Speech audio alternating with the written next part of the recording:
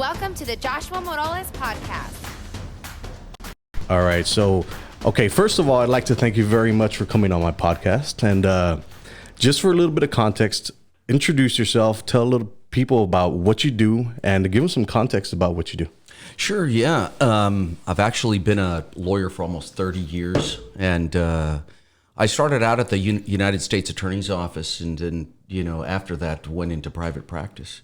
And, I've been here in the Valley for almost 30 years. And what we do is we do litigation of all different types. And as the years have gone by, of course, you start working and specializing on certain things. And we do a lot of personal injury work, but, a lot of people can hear that we do cases involving defective medicine and also defective medical products. There are some other unique cases, as a lot of people have heard, which is, we refer to it as the Dr. Fraud case, but it's the Dr. Zamora-Quezada case, and it's a case involving fraud, and it is a case that's presently now in the courts in its criminal phase. And what we work the civil phase of the case, of which we can talk about a little bit later. Okay, cool. Yeah, because I had a buddy on the podcast, and we were talking about exactly that. And we were talking about how can somebody go through this whole thing and give prescriptions and just do all this fraud and go to sleep at night.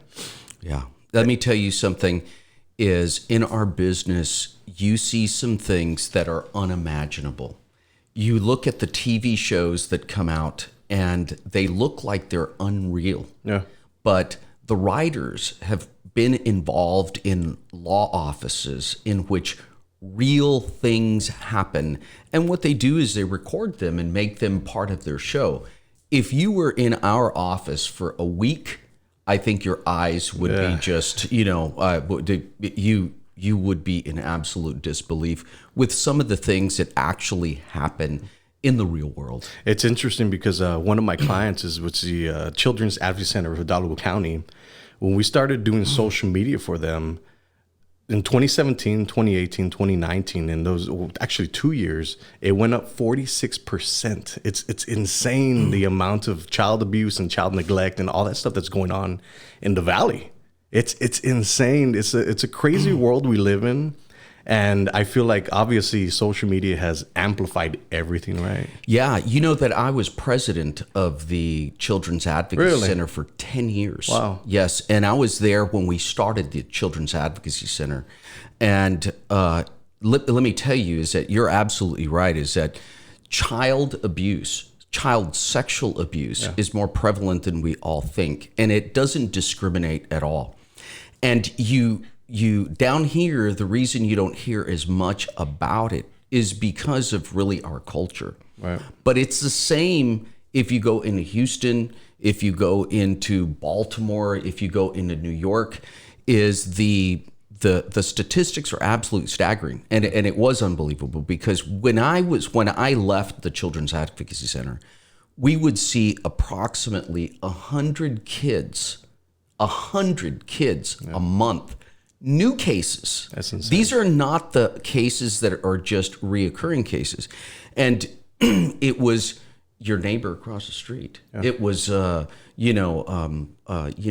people that were in high positions that were being accused of sexual abuse within their home or somewhere within the family. It's just staggering, unbelievable, just like everything else is. Yeah, I think it's the statistic is 98% of child abuse victims or child sexual victims are somebody that they know directly. Yeah, it's usually a cycle within a family. And if you remember, but one of the jingles of the Children's Advocacy Center is kicking the cycle, the abuse cycle, and getting out of that cycle. Right. Yeah, I find it very interesting. So from obviously just touching that, we're going to touch on other things, right? But the podcasts always go where they go. That's okay. So I'm super interested. I'm a huge advocate for mental health, for child abuse, stuff like that, right? It's very nobody ever talks about this stuff because it's very taboo, right? And you touch on it, it's like it's our culture. What is it about our machismo culture that doesn't allow us to have those conversations? Well, I don't think it's as much about the machismo. I think it's more about, the Hispanic community comes from a very religious culture. And a lot of us are Catholics. There's not now. There's a lot of non-denominational Christians, and it's a taboo to talk about it within that. And we have very, very strong convictions, and that spiritual convictions that we've got.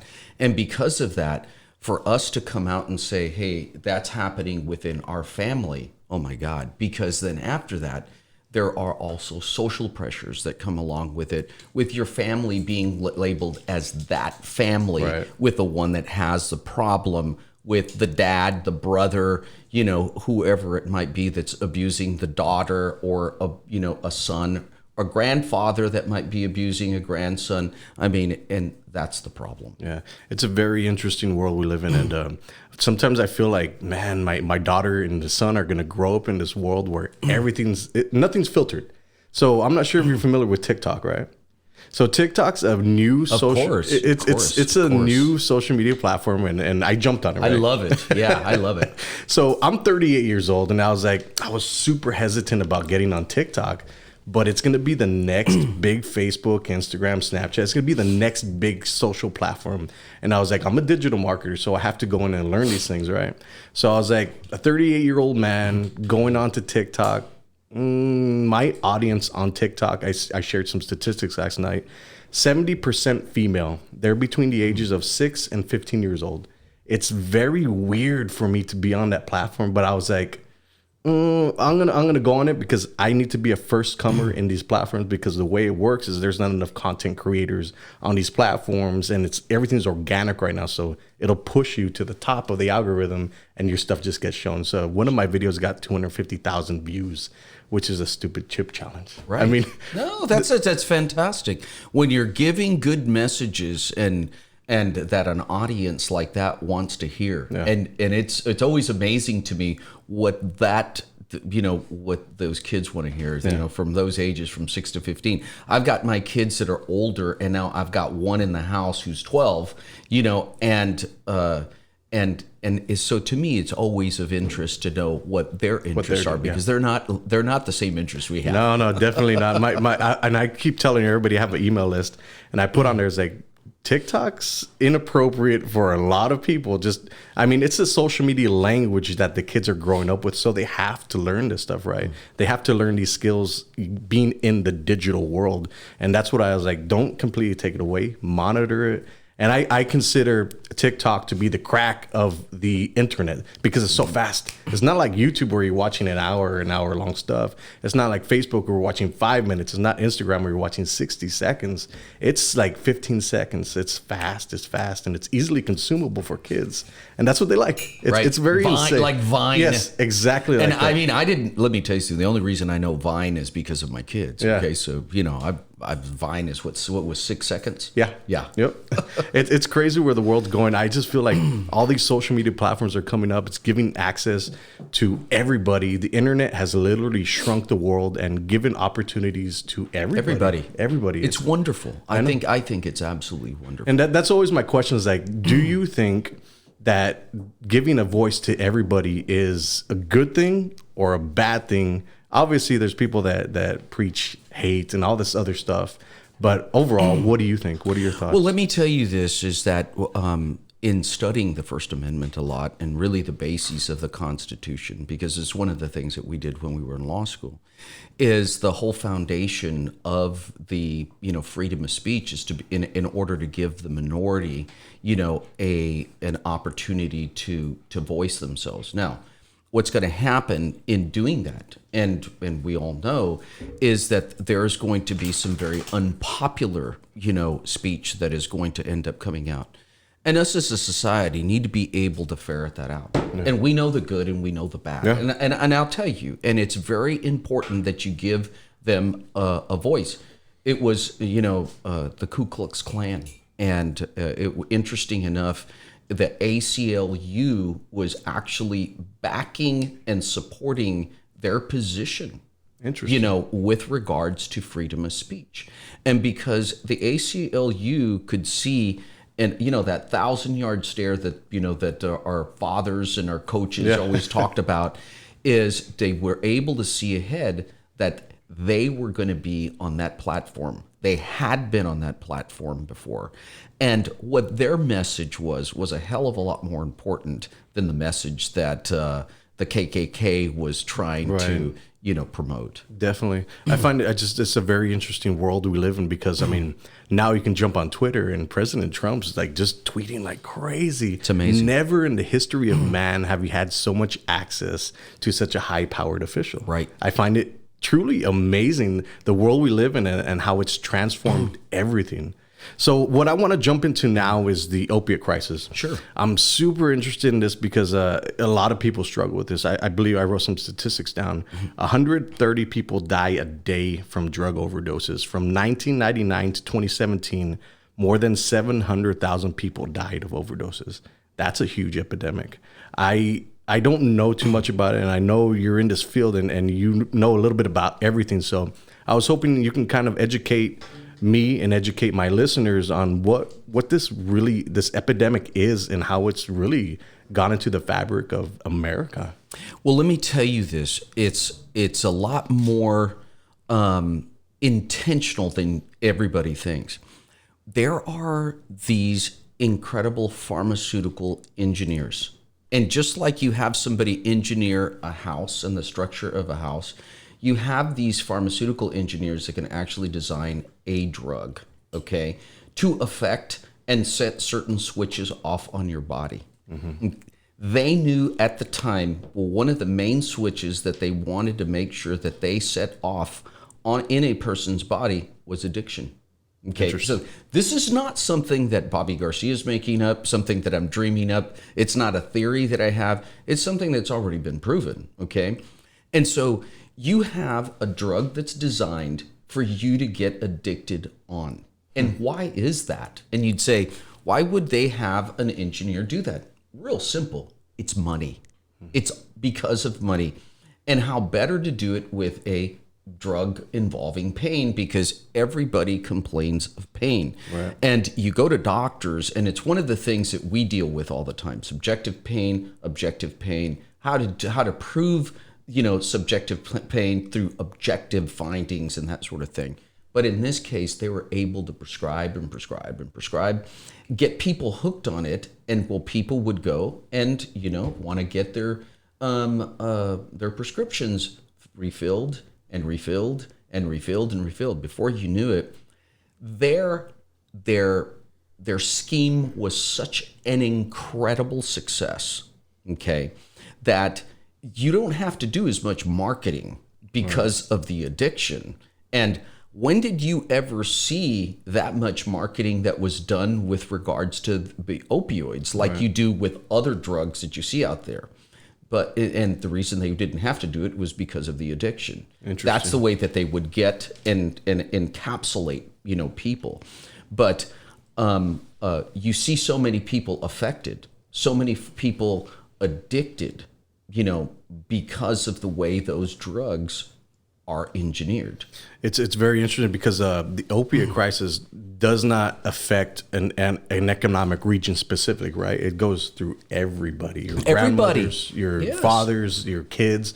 I heard an interesting thing where, because I started doing research on this, and I believe a 16-year-old kid ended up broke his leg, right? And a doctor freely just gave him a prescription to opiate drugs.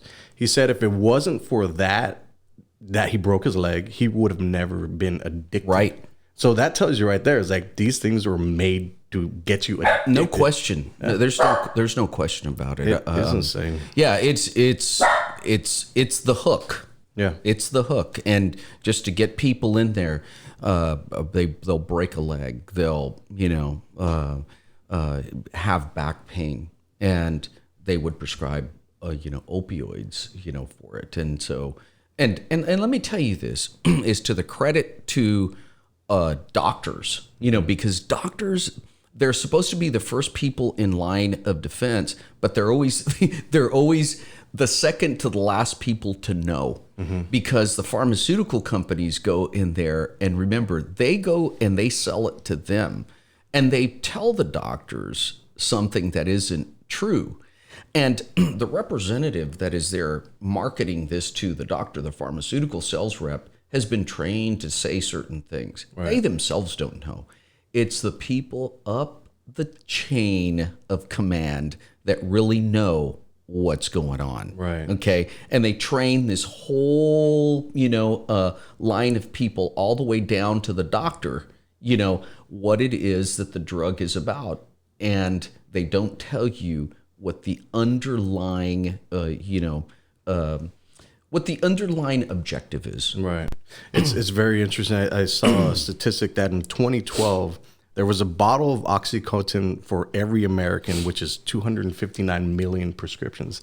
That is insane. I mean, I don't understand, okay, obviously it's not the doctor's fault, right? Maybe it's not even the pharmaceuticals.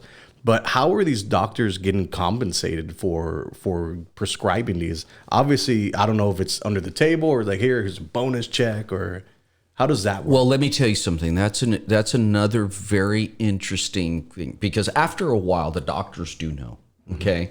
But by the time the doctors do know, it's too late, and they themselves are very afraid, okay? But the doctors, they are given what are called rebates by the pharmaceutical companies, which are really, there's a group of people that call them kickbacks, right, for prescribing medication. And there's another group of them, which is them themselves, that call them, what they do is they'll get a percentage of, of whatever they prescribe. Gotcha. Okay. But the more they prescribe, the more money they make.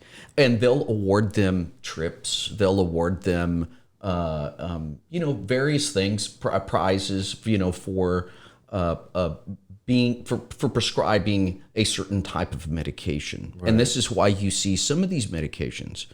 And I'll give an example is of these blood thinners, because there's warfarin, and then there was Xarelto. And warfarin, if you were to go in, and it's a blood thinner. Okay. If you were to go in and you were to get into an accident, you're going to bleed, right? Well, warfarin has an antidote for it, so it reverses it real quick, and you don't bleed to death. Okay. Well, Xarelto doesn't. So you get in an accident, you start bleeding, you're in some pretty big trouble. Wow. And if you could die, from it, and you should be afraid in getting cut or whatever, because you can bleed to death and there's no antidote. Okay. Right. But do they ever tell you that? No. But Xarelto has been an amazing marketing sensation, not warfarin. Okay. So you see more sales in Xarelto. And Xarelto, they have to know Xarelto is worse, right, because there's no antidote, and warfarin there is. But you and I, that go into a doctor's office, what do you want me to take? Okay, I'm going to prescribe you this. We don't know. Our grandpa or, our parents, they're not going to know. And so, of course, our job is to try to inform the public of these types of, medications that are these marketing sensations, but they're not good for the public. Yeah, it's like I always tell this to every podcast. It's a very interesting world we live in, and I feel like information's at our fingertips now, and having this educational, informational type of content really allows people to hear it at a different level. Because we were talking about this earlier, it's like usually you have a spot and it's 5 minutes. It's your elevator pitch, right? This kind of stuff, this podcast allows us to go in a deeper conversation, really talk about the people that are affected, right? And actually go into these case studies, stuff like this that show actual data and analytics. Like, this is real. This is affecting our population here in the Rio Grande Valley, and it's a huge epidemic. I mean, I don't understand how people here, obviously my father's a deacon, right? So he's telling me that there's 1 million Catholics. I grew up Catholic, so we grew up with some faith, right? So you always want to give people the benefit of the doubt. And the doctors are the people that you just assume are going to be there on your right side, right? So these people, that's not necessarily the case all the time. So that's why I find it's a very interesting world, because I want to give benefit of the doubt to people, right? Me too. Everybody does. It's our nature. Yeah. It's our nature to give. And people. I had a boss when I was starting out in my practice, and he said, and he was the head of the criminal division of the United States Attorney's Office in Houston. And he said, Bob, you've always got to presume everybody's a liar. and he lived his life that way. And I was like, Mr. Smith, I can't live my life that way. I'm not either. I'm a spiritual guy. I like to believe that everybody does good, and I'm sure, I'm going to get burned as a result of it in my life. But we can't live our lives that way. Otherwise, we'd be so unhappy. Yeah, no, I completely agree. And always going back to the topic of mental health, do you think that there is some type of mental health issue with these doctors that are willing to take these huge stipends and be able to give this prescriptions knowingly that something's going to happen, the addiction is going to happen? I mean, that they could possibly die. Well, I don't think there's a mental issue. I think it's a moral issue. And where everything begins in education is wherever they come from, wherever they've been educated. In law school, they taught us about ethics and what ethics should be. And then you have choices from there. I think that there has to be a profound, education with regards to ethics and what you should do and what it is that you shouldn't do. And there should be a system like we have as lawyers. There's a great thing and a bad thing about how well we govern ourselves, because lawyers, there's no tolerance for lawyers that commit fraud. Boom, you're out. It is incredible how the American Medical Association, or you go to the agency here in Texas, the Texas Medical Board, the way they govern the doctors, it's ridiculous. And how they let them get away with so many things. Doctors will tell you this, because I have a lot of doctors who refer cases over to our office. We know who the bad doctors are, okay? And we're not going to talk about that in this podcast, but we know who they are. And they're the doctors themselves complain of these people all the time. And there's never anything done about them. And, whatever the fate of Dr. Zamora is, let me tell you something. This wasn't his first rodeo. Right. He'd been up to the medical board, quite a few times with people complaining of things. And so, there's thousands of people that have been affected as a result of the way that he was practicing medicine. Interesting. So is this like they just kind of like swept it under the rug? Is that what happened? Well, what happens is the Texas Medical Board, what they do is they protect the doctors. Okay. And and I'm not saying everybody is innocent till proven guilty, right? But I think that there should be a process that should go, that the doctors should go through, just like lawyers, in which they scrutinize them, evaluate them, and make decisions on disciplinary actions with regards to the doctors. Now, they'll tell you we do, but you should see the people that do. It's unbelievable. Interesting. It's just unbelievable. So how do we combat this with education?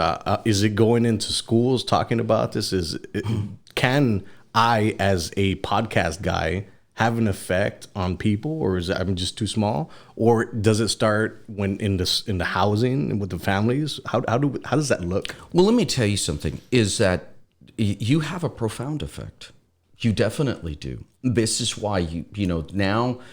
They used to be able to mask information very easily. That's the difference now. Now that we have, podcasts, we have there are way of transmitting media in very, very cheap forms. I'm talking about money forms, right? Where people will listen and the information will get around very, very quickly. I mean, you see how it is that Facebook transformed Tunisia, Libya, all of these countries And what did it cost?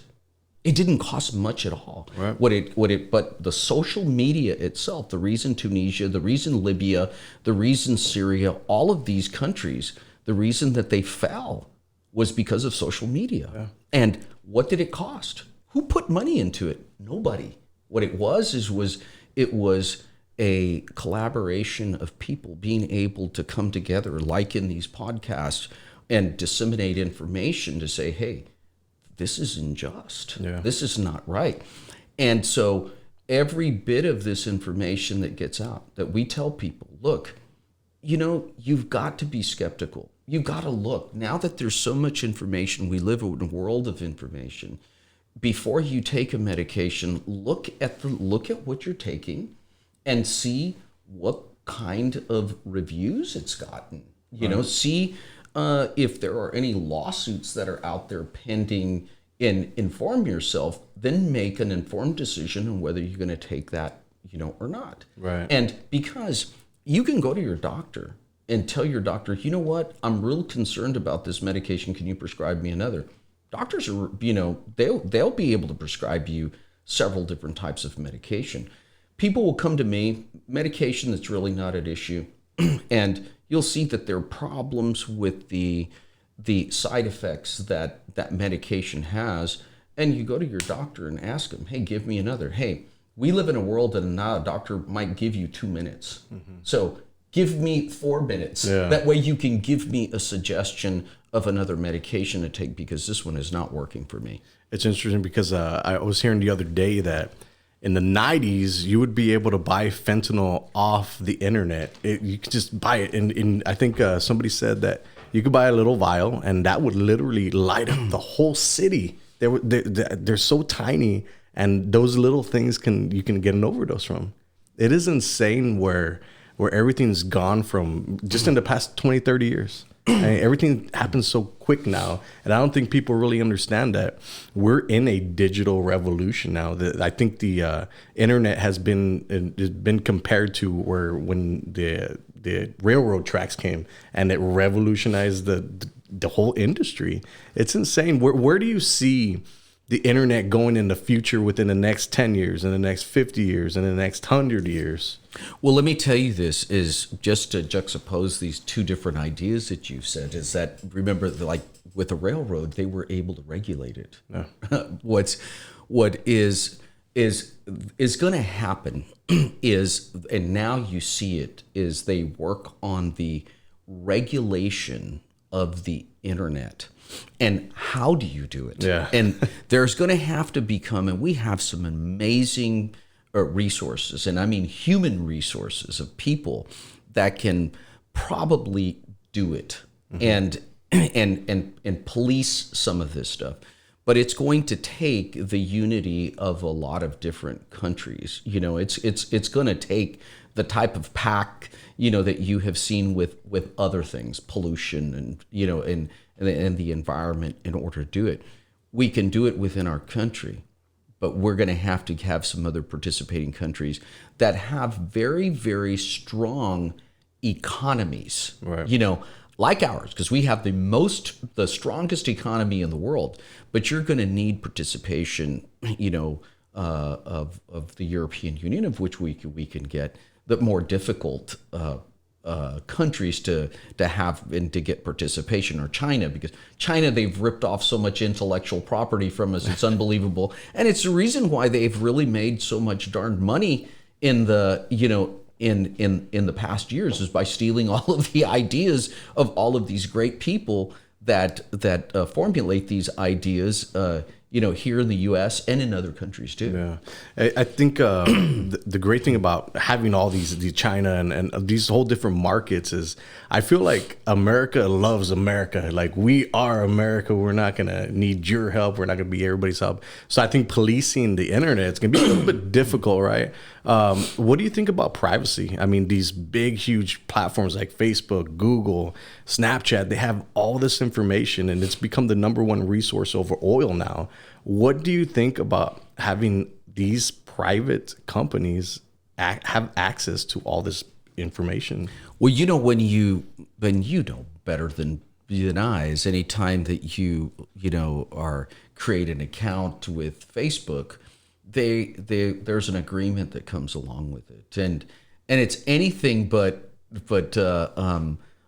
telling. And what I mean in that sense is that it really doesn't tell you, hey, listen, we want you to know that all of the pictures that you put on, everything that you write on it, it's our property. Right. And anything that you put with regards to yourself, we can use it and sell it to other companies. Because if that was to be made very clear to people, I think people would probably opt out of a lot of this stuff and say, look, I want to use your platform.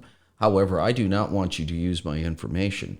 But you and I know that was not made clear. Right. I mean, it's certainly not made clear with any of this stuff. But the more clear it is, the option is, I think it's in some regulation. I don't believe in a whole lot of regulation, but when it comes to privacy rights, I think it's very important that the responsibility is going to fall on these social media monsters to be able to tell people, look, we want to make sure, and you understand in plain language. And because a lot of times, and I always say, look, talk to me like I'm 4 years old, okay?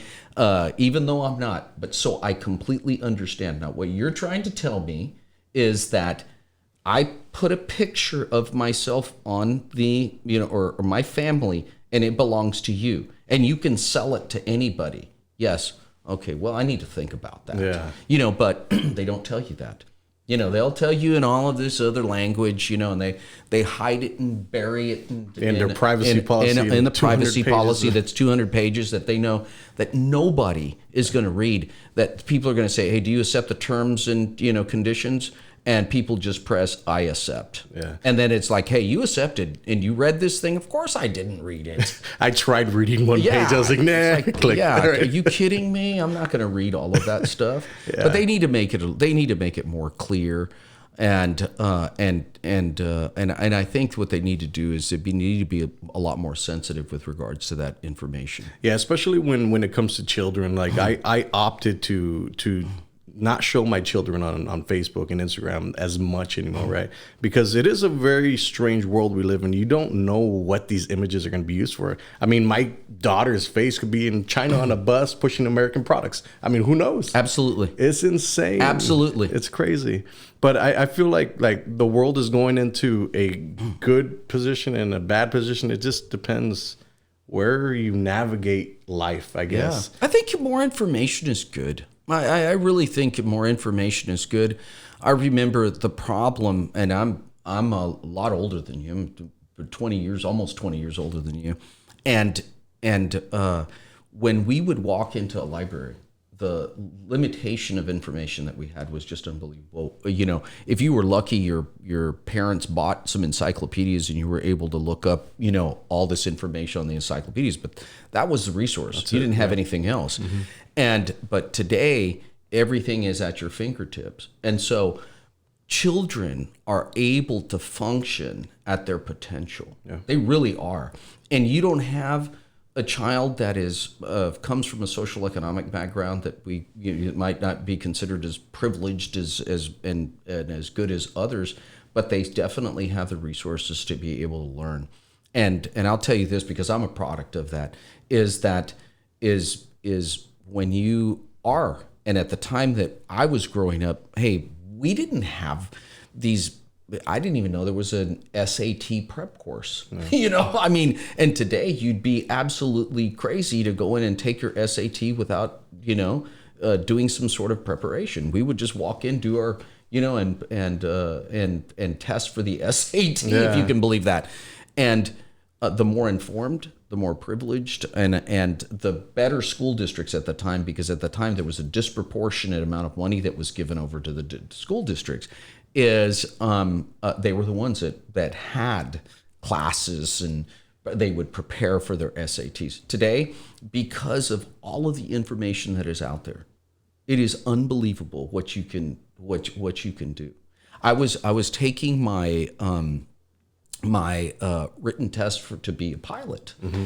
and this was a while back, and and I just got on, the internet. There's an app specifically that has all of the, practice questions that you could go through. And you know how much it cost me? How much? Not one penny. Yeah.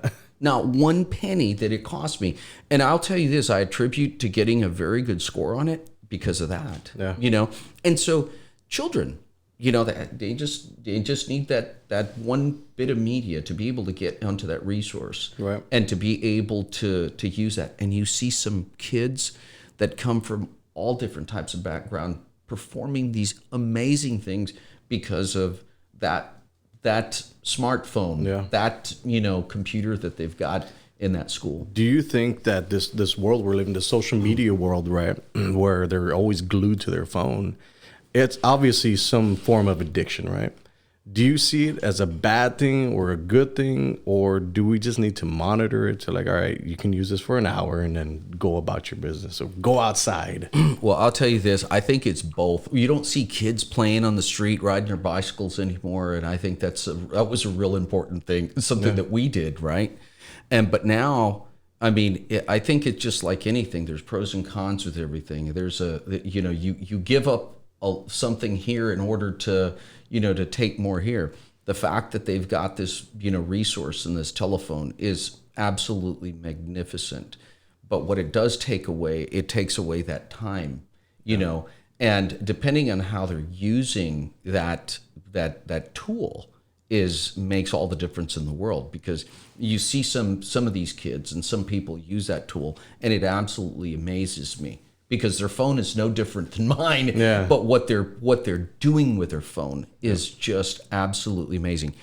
I have a very good friend of mine, and she's a very, very successful lawyer in Las Vegas, and she is the face of her law firm. Nice. And the way that she brings in every bit of her work into her office is through that little platform. Yeah. And guess what? She does most of the work. And when I mean she's got a lot of people, she's probably got, 10 lawyers that work for her, has a staff of another 30, people. But she's constantly working that, the machine. That machine. It's just unbelievable. Yeah. And it's how she brings in all of her work. And she's a lawyer, but what she really does is she's the rainmaker out at her office, and the way she brings it in is through that little computer. And if you meet her, I mean, it's not her personality that does it; it's her work ethic and what she does with that tool. Yeah. Definitely. I think one of the things that happens with a lot of stuff is people are in this new social media world, right? But they don't necessarily know how to use it. And that's the hard part, is really understanding that how you can use social media to jump in front of a lot of people, tell your story, and then get your point across as a business, right? Because the thing is with social media, and I find very interesting, is nobody wants to do it. It's very hard for people to do it. And especially if you don't like coming on camera, or if you don't know how to talk, or if you don't know how to write, right? Because a lot of people feel like the entrance to barrier on social media is you have to be a phenomenal storyteller, you have to have a beautiful voice, or you have to be good looking. That's not the case. Like, social media is social media. People are very forgiving on social media. Absolutely. Or they just give a bunch of hate on you, right? Right. So it's always, I'm a huge believer and an advocate for social media, because I know it works. It's worked for my clients. It's worked for me, but it's more of a long-term type of deal that I like to go in, because the more people see your face, about what you're talking about. You talk about the same thing. For me, it's digital marketing. It's like, this dude's talking about digital marketing again, boring. So it's really bringing into shape where you're bringing creativity along with your message. And I believe that the creative people that can sell or that are competent are going to be the winners in this space, because they're not afraid of trying different things. They don't care, right? Not necessarily they don't care, right? But they're more able to try different left field stuff, where it's not like, all right, well, we're going to sit right here and we're just going to look at the camera and that's it.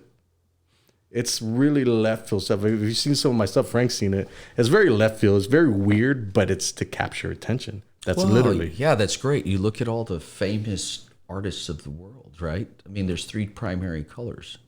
And look at what they do with those tools. And it's the same with being a lawyer, is you're given this set of tools, a tool shed that is unbelievable, right? And it's a matter of how it is that you use it. Right. And in this world, in this, of social media, it's the same thing. It's that you use your own creativity in order to encapsulate, an audience. Yeah. And people are amazing. It's just like you say, people, they will forgive. You look at politics and how people forgive. And in the next, election cycle, what happens is that they don't even want to hear about what happened, a year ago. Right. Yeah, it's wonderful. It's interesting. So before we finish out the podcast, I usually ask this to my guests. I'm a huge fan of Elon Musk. He has Neuralink, which is you connect yourself to a computer and you can upload your memories and download skills. Is that something that you would do personally? Yeah, absolutely. I think Elon Musk is unbelievable. And but yes, I would do it. And we were talking about Frank that it's SpaceX is having a job fair in Cameron County. So I mean, we were talking about that too. Is like how much of an economic impact that SpaceX or Elon Musk is going to have here in the valley, and it's literally right there. Right. Well, when we talk of Frank, we talk about Frank Salinas, and Frank is awesome. He's sitting over here right next to us, man. The guy's an absolute genius, and he deals with all of the social media stuff. But yes, we as the Valley really need to welcome with open arms Elon Musk. I mean, look at what he's done. He has revolutionized the car industry. And the big fight has been with these petroleum companies that do not want his product because it doesn't sell petroleum. Right. I mean, it's real simple. But the guy is an absolute genius, not only in that field, but in everything the guy does. It's just amazing. And guess what? He has chosen here, the Valley, for us. And what does it do to everything in the Valley? And, we have a diverse industry, but what has it done to our education? What has it done to our universities? Now that you've got your engineering departments, it further diversifies your engineering departments and the need for electrical engineers, mechanical engineers, aerospace engineers, all of that.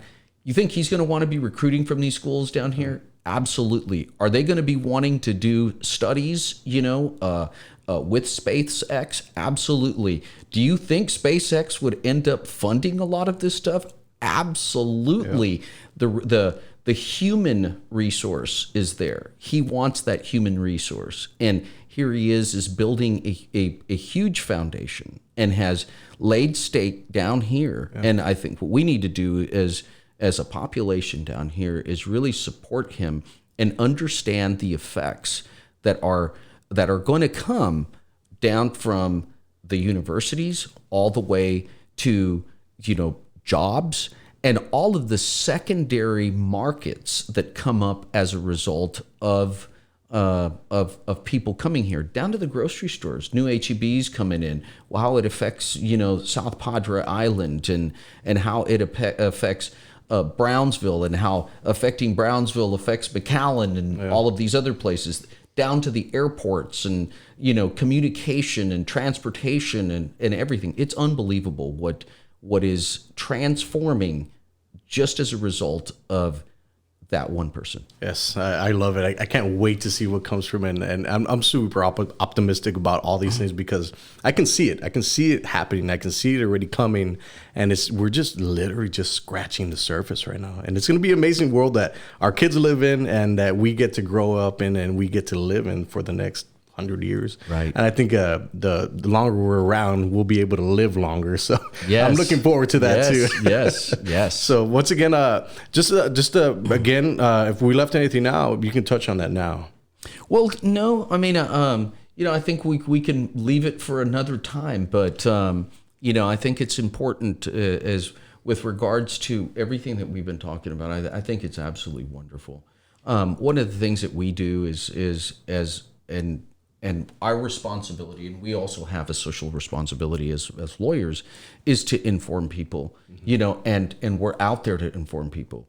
We work everything from the basic, car accidents down to the very complex pharmaceutical design of products, like we were talking about before, the opioids. We work Xarelto. We're working Xeljanz. We're working the products of transvaginal mesh, vaginal mesh.